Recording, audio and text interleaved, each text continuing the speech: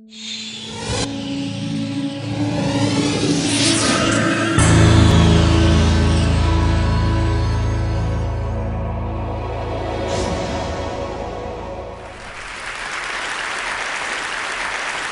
world is changing with really remarkable speed.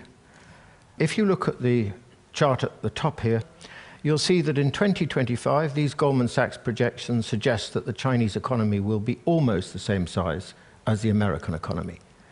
And if you look at the chart for 2050, it's projected that the Chinese economy will be twice the size of the American economy, and the Indian economy will be almost the same size as the American economy.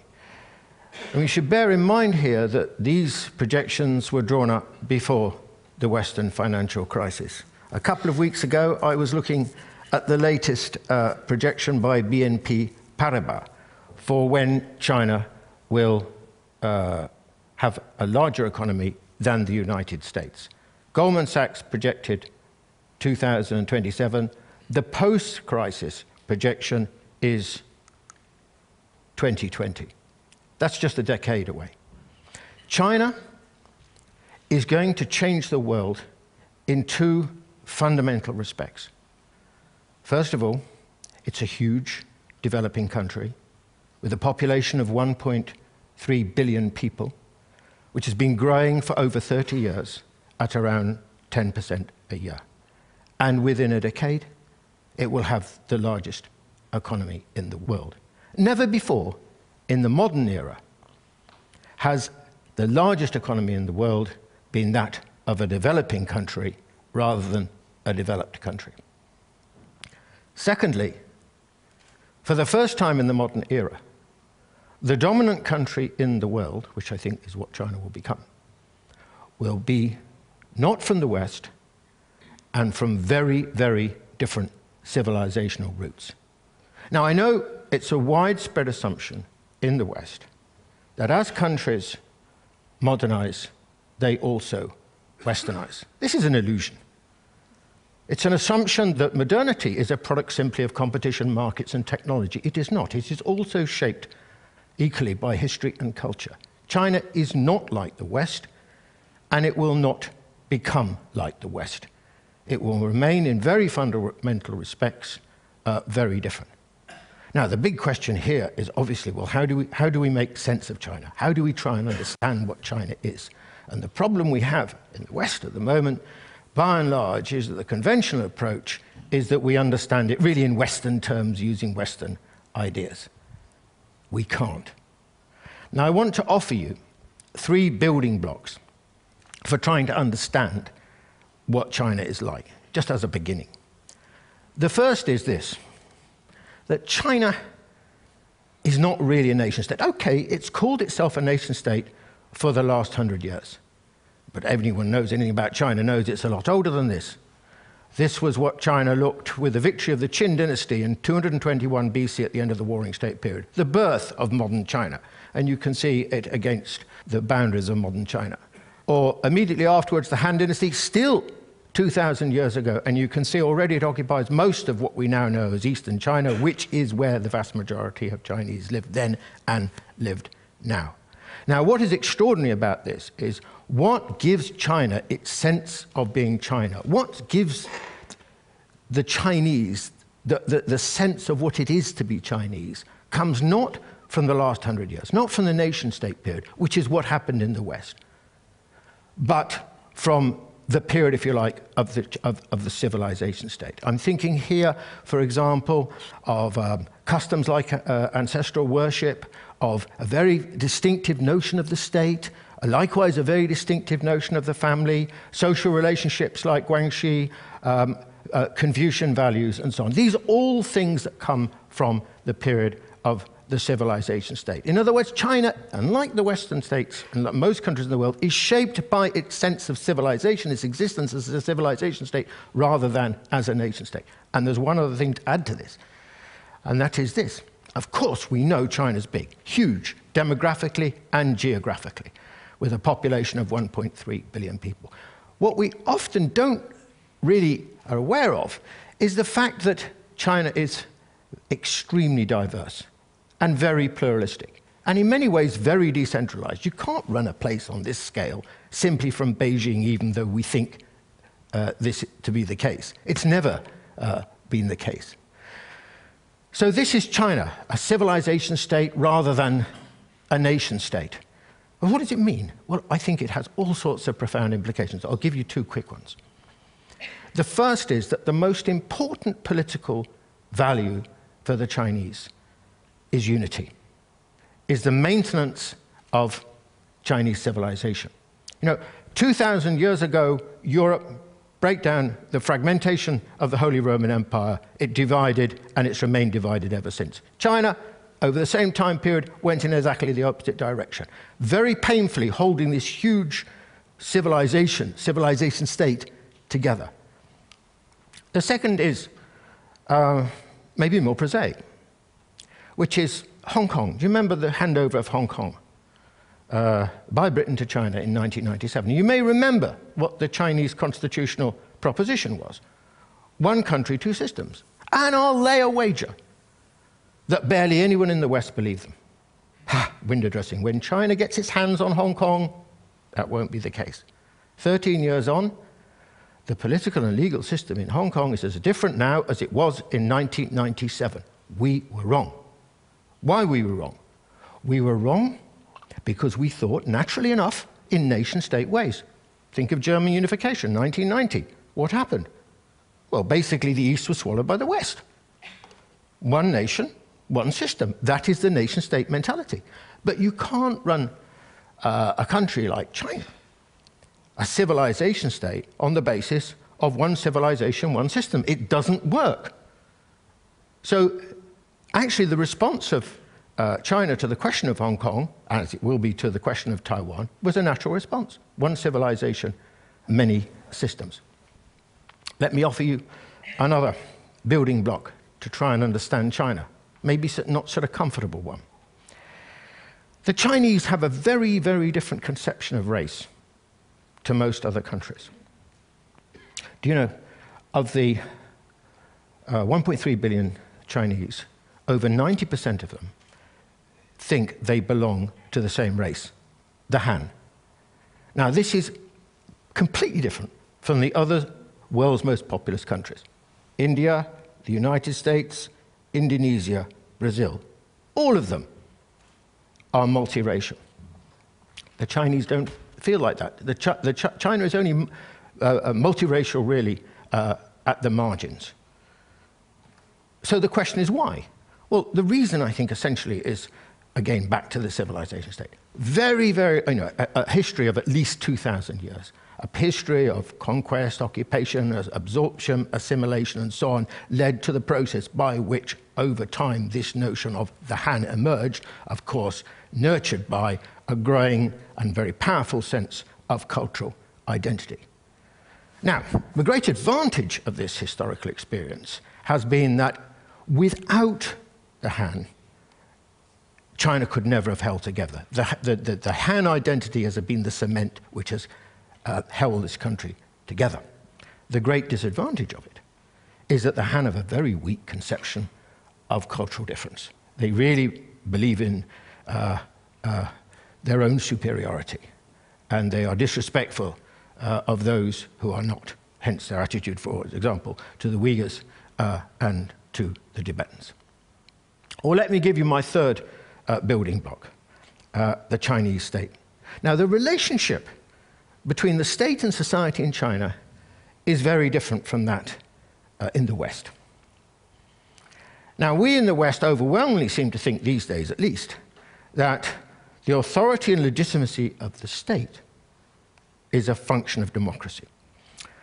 The problem with this proposition is that the Chinese state enjoys more legitimacy and more authority amongst the Chinese than is true with any Western state.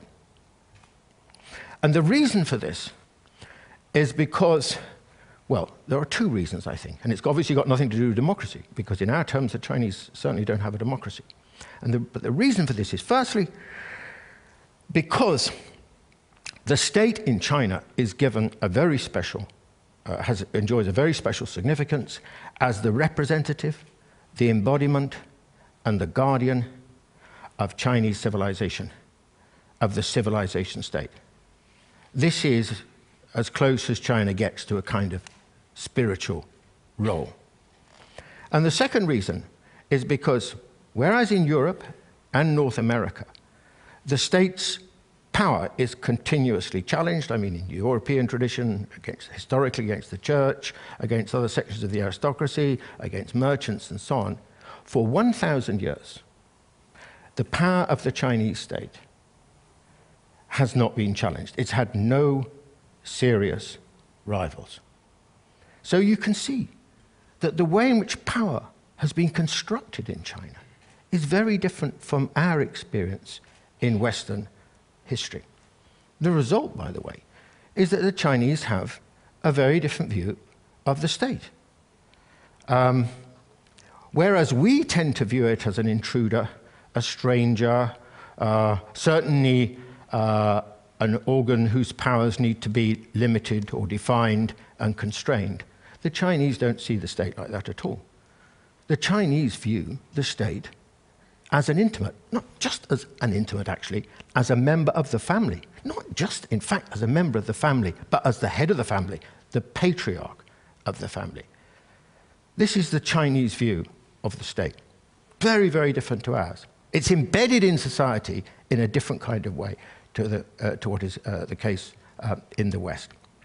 And I would suggest to you that actually what we are dealing with here in the Chinese context is a new kind of paradigm, which is different from anything we've had to think about in the past. You know, China believes in the market and the state. I mean, Adam Smith, already writing in the late 18th century, said the Chinese market is larger and more developed and more sophisticated than anything in Europe. And apart from the Mao period, that has remained more or less the case ever since. But this is combined with an extremely strong and ubiquitous state. The state is everywhere in China. I mean, its leading firms, many of them are still publicly owned. Private firms, however large they are, like Lenovo, depend in many ways on state patronage. Targets for the economy and so on are set by the state. And the state, of course, its authority flows into lots of other areas, as we're familiar with something like the one-child policy. Moreover, this is a very old state tradition, a very old tradition of statecraft. I mean, if you want an illustration of this, the Great Wall is one. But this is another. This is the Grand Canal, which was constructed in the first instance in the 5th century BC and was finally completed in the 7th century AD. It went for 1,114 miles, linking Beijing with Hangzhou and Shanghai. So there's a long history of extraordinary state infrastructural projects in China, which I suppose helps us to explain what we see today, which is something like the Three Gorges Dam and many other expressions of state competence within China. So there we have three building blocks for trying to understand the difference that is China: the civilization state, the notion of race, and the nature of the state in its relationship to society. And yet we still insist, by and large, in thinking that we can understand China by simply drawing on Western experience, looking at it through Western eyes, using Western concepts. If you want to know why we unerringly seem to get China wrong, our predictions about what's going to happen to China are incorrect, this is the reason. Unfortunately, I have to say that I think our attitude towards China is that of a kind of little Westerner mentality. You know, it's kind of arrogant. It's arrogant in the sense that we think that we are best and therefore we have the universal measure. And secondly, it's ignorant. We refuse to really address the issue of difference. You know, there's a very, very interesting passage in a book by Paul Cohen, the American historian. And Paul Cohen argues that the West thinks of itself as probably the most cosmopolitan of all cultures. But it's not. In many ways, it's the most parochial. Because for 200 years, the West has been so dominant in the world that it's not really needed to understand other cultures, other civilizations, because at the end of the day, it could, if necessary by force, get its own way. Whereas those cultures, virtually the rest of the world, in fact, which have been in a far weaker position vis-à-vis the West, have been thereby forced to understand the West because of the West's presence in those societies. And therefore, they are, as a result, more cosmopolitan in many ways than the West. I mean, take the question of East Asia. East Asia, Japan, Korea, China, etc. A third of the world's population lives there. Now the largest economic region in the world. And I'll tell you now, that East Asians, people from East Asia, are far more knowledgeable about the West than the West is about East Asia. Now, this point is very germane, I'm afraid, to the present. Because what's happening, back to that chart at the beginning, the Goldman Sachs chart, what is happening is that very rapidly, in historical terms, the world is being driven and shaped not by the old developed countries, but by the developing world. I mean, we've seen this in terms of the G20 usurping very rapidly the position of the G7 or the G8. And there are two consequences of this. First, the West is rapidly losing its influence in the world. There was a dramatic illustration of this, actually, a year ago, Copenhagen Climate Change Conference. Europe was not at the final negotiating table.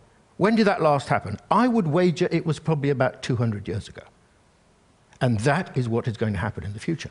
And the second implication is that the world will inevitably, as a consequence, become increasingly unfamiliar to us, because it will be shaped by cultures and experiences and histories that we are not really familiar with or conversant with. And alas, I'm afraid, take Europe, America is slightly different, but Europeans, by and large, I have to say, are ignorant, are unaware about the way the world is changing. Some people, I've got a friend, an English friend in China, and he said, the continent is sleepwalking into oblivion. Well, maybe that's true, maybe that's an exaggeration. But there's another problem which goes along with this lack of that Europe is increasingly out of touch with the world, and that is a sort of a loss of a sense of the future. I mean, Europe was once, of course, commanded the future in its confident, take the 19th century, for example. But this, alas, is no longer true. If you want to feel the future, if you want to taste the future, try China, there's old Confucius. This is a railway station, the like of which you've never seen before. It doesn't even look like a railway station. This is the new Guangzhou railway station for the high-speed trains. China already has more of the bigger network than any other country in the world, and will soon have more than all the rest of the world put together. Or take this. Now, this is an idea, but it's an idea to be tried out shortly in a suburb of Beijing. Here you have a megabus. On the upper deck carries about 2,000 people. It travels on rails down a suburban road, and the cars travel underneath it. And it does speeds of up to about 100 miles an hour. Now, this is the way things are going to move, because China has a very specific problem, which is different from Europe and different to the United States. China has huge numbers of people and no space. So this is a solution to a situation where China is going to have many, many, many cities, over 20 million people. Okay, so how would I like to finish? Well, what should our attitude be towards this world that we see very rapidly developing before us? I think there'll be good things about it, and there'll be bad things about it. But I want to argue, above all, a big picture positive for this world. You know, for 200 years, the world was essentially governed by a fragment of the human population. That's what Europe and North America represented. The arrival of countries like China and India, between them 38% of the world's population, and others like Indonesia and Brazil and so on, represents the most important single act of democratization in the last 200 years. Civilizations and cultures which have been ignored, which had no voice, which were not listened to, which were not known about, will have a different sort of representation in this world. As humanists, we must welcome, surely, this transformation. And we will have to learn about these civilizations.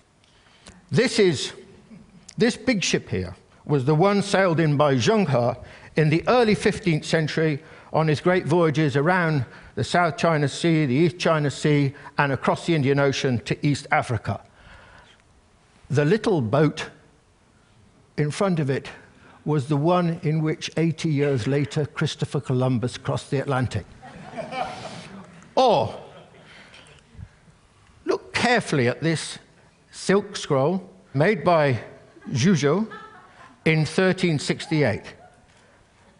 I think they're playing golf. Christ, the Chinese even invented golf. Welcome to the future. Thank you.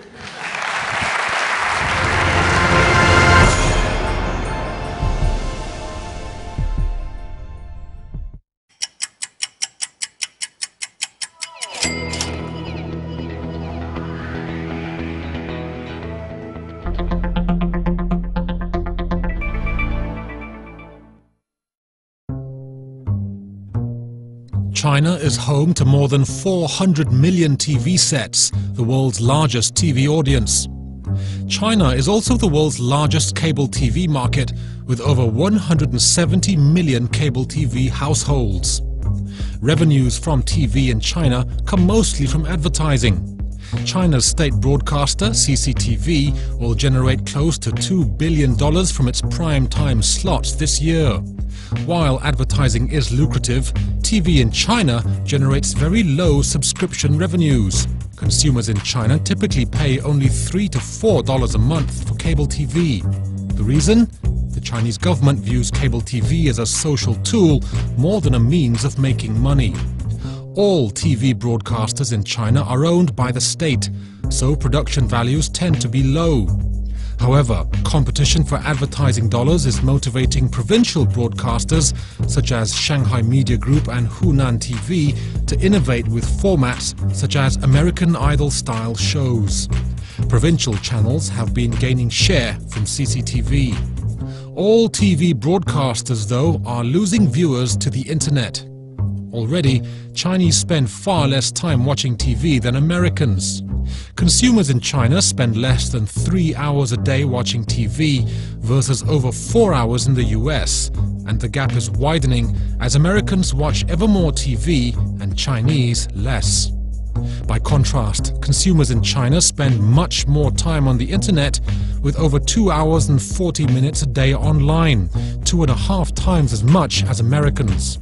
Online video is much more popular in China than in the US. One reason is the limited choice of content on TV in China. Quotas on foreign content on TV mean that Chinese consumers go online to download or stream their favorite shows. YouTube is blocked in China, but Chinese consumers can access a number of Chinese YouTube-like sites, including Youku, Tudou, and streaming sites such as PP Live. Censorship and piracy are two sides of the same coin. The more the government restricts content on TV, the more consumers will seek out pirated content online. Today, over 63% of China's internet users are online video users. At the beginning of 2010, China had 240 million online video users, an increase of 38 million on the year before. Although China's YouTube-like sites enjoy very large audiences, they have yet to generate sufficient revenues to offset their high costs of bandwidth and servers. China's YouTube-like players continue to lose money. The revenues of the 3 largest online video players in China combined were less than $50 million, far below their costs. Costs for online video operators include servers, bandwidth, and content licensing. In December 2009, government regulatory body SAFT started to tighten its supervision of online video copyright. Increased government controls over copyright will increase the costs of video sharing sites as they spend more money licensing legitimate content. Reforms are expected to make possible private sector investment in China's TV market in the coming years. Shanghai Media Group is splitting its operations into two units, non-profit news and a for-profit ad production and content unit. The growth of over-the-top video content over broadband internet is posing a challenge to TV broadcasters everywhere, including China.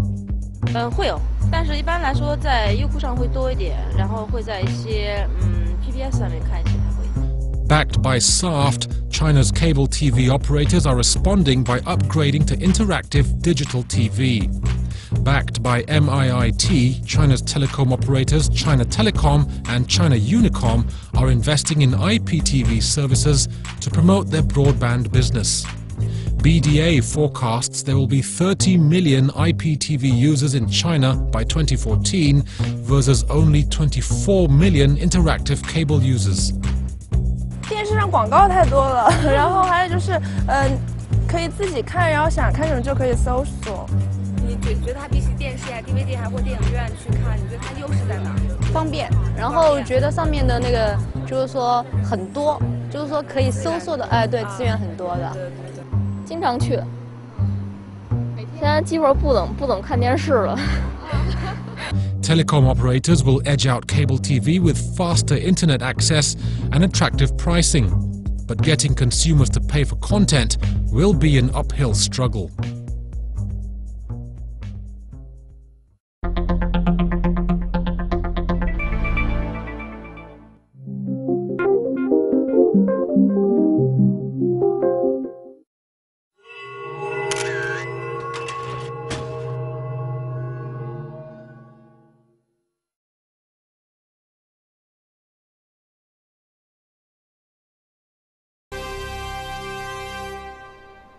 You're watching CCTV News live in Beijing. Chinese Premier Wen Jiabao has held talks with visiting U.S. Treasury Secretary Timothy Geithner in Beijing early today. Premier Wen Jiabao said the international financial crisis is not a test of the China-U.S. relationship, but provides the two countries with an important opportunity for cooperation. He said improving global market confidence is vital for a healthy and stable global economy. Wen Jiabao also suggested both China and the United States should take care of each other's core benefits and priorities to improve mutual trust, deal with differences appropriately, and promote exchange and cooperation. Geithner said the U.S. is looking forward to increasing exchanges and dialogue with China on the basis of mutual respect and equality to strengthen bilateral ties.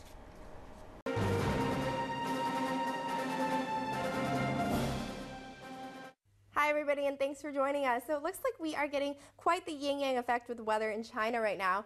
Over here we are seeing very nice clear sunny skies on Wednesday. However, down in the south, a smorgasbord of wet weather. Over here in Yunnan, ranging into Zhejiang, some light levels of rain. Jiangsu into the southeastern parts of Tibet, we are getting some light levels of snow. Hubei as well as Anhui, even some sleet over there. So let's take a look at Thursday. Well, this light rain is stretching to cover all of Yunnan as well as Hainan and Taiwan. Also, freezing rain persisting in the western parts of Guizhou. Now let's take a look at the larger picture. Again, quite a contrast, beautiful and bright up in the north, however, down in the south, a very different picture. Let's take a look at what's going on over here in the northern regions. Temperatures are on the rise by about 2 to 7 degrees on Wednesday, and temperatures will be dropping over here due to a cold air mass by about 2 to 4 degrees for the central as well as the southeastern parts of China. So let's take a look at Thursday. Well, again, temperatures are slated to rise up another 2 to 6 degrees in the Dongbei region, and temperatures dropping down in the southeast by about 2 to 4 degrees. So let's take a look at your maximum temperatures. They're not looking very high over in the north, about 0 to -15 degrees even for Harbin. Central parts of China will be about 5 to 10 degrees. Now let's take a look at your minimum temperatures. If you are headed to the north, remember to pack very warm. As you can see, only -15 degrees to even -30 degrees up in the Heilongjiang region. So in summary, Shenyang, we're seeing some clear skies, clear for you Beijingers. Shanghai, light rain for Guangzhou and Hong Kong. Clear in Urumqi and cloudy for Lhasa. Thanks for joining us.